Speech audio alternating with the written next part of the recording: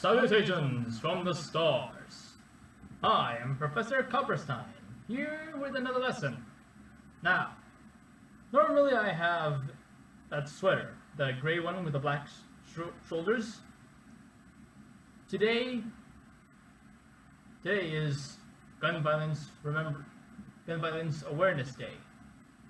And for that, I was told I have to wear orange. So, before we begin the lesson, I'd like to give us I'd like for us to have a moment of silence for those who lost their lives.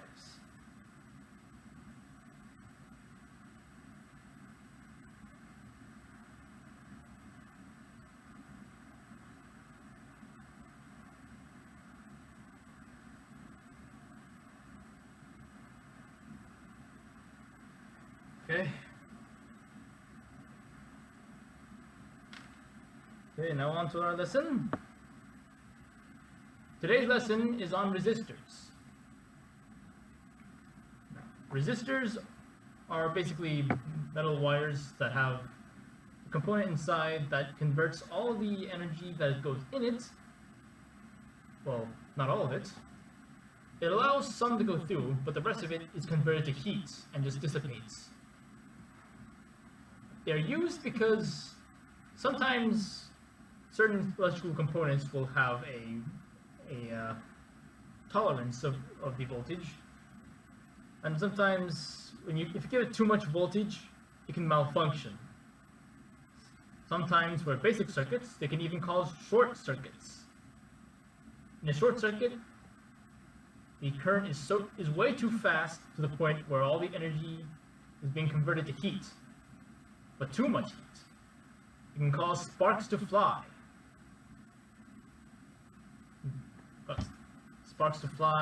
It can burn wires, and if it happens in, like, say, your house, it can burn down your house. And so, resistors are used to keep that voltage in check. Now,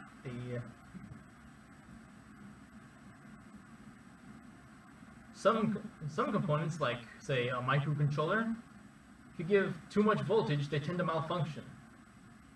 And eventually, they won't work anymore. All that heat just fries it all up. So, we have these. This is a typical 4-band passive resistor. It's non-polarized. So, either way it can work. It can work this way, it can work that way. Doesn't matter. Just as long as you know which side is positive and which side is negative on your circuit. For this, that doesn't matter.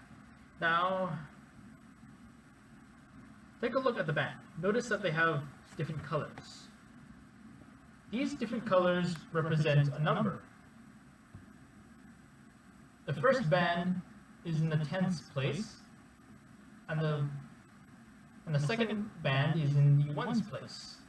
Now, that's only on 4 bands. On 5 bands, it's a 3-digit number. Hundredths place, tenths place, and ones place, so on and so forth. The third band, that is what is called a multiplier.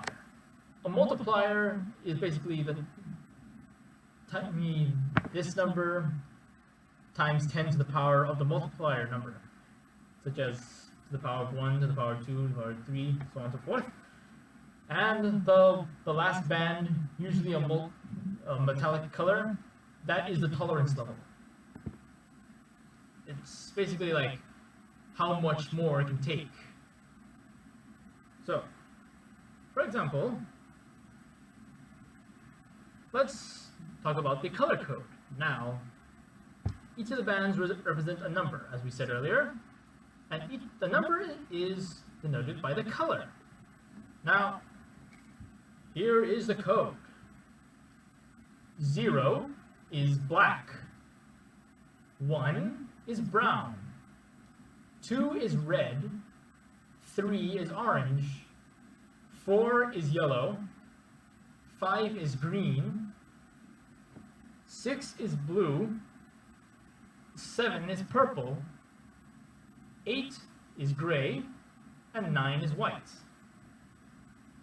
And as for the tolerance level, brown is plus or minus 1%, red is plus or minus 2%, gold is plus or minus 5%, and silver is plus or minus 10%.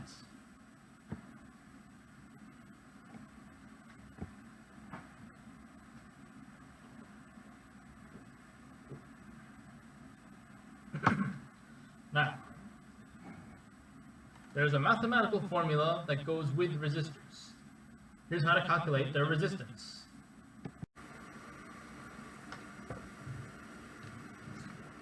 Resistance is as follows.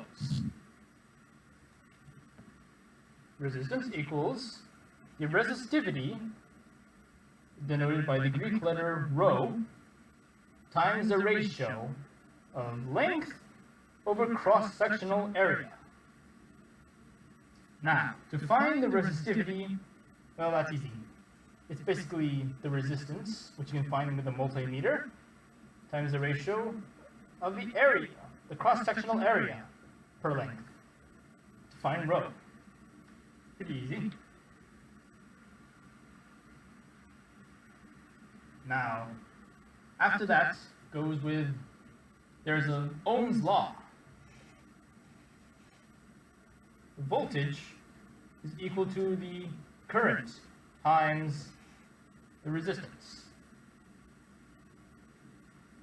The unit of resistance is ohms, noted by the Greek letter omega.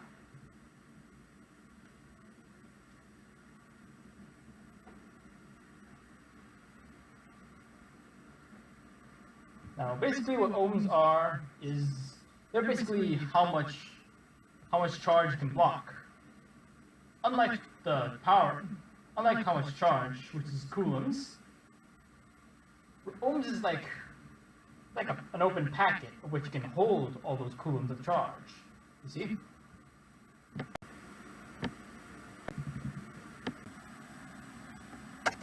Now, let's count how many ohms this holds. Now, this is a 4-band resistor, so it starts off with a 2-digit number. These two, let me give you the colors individually first, then I'm going to pause the record, then you pause the video and tell me how much they got. This one's red, brown, and gold. Pause the video and figure out.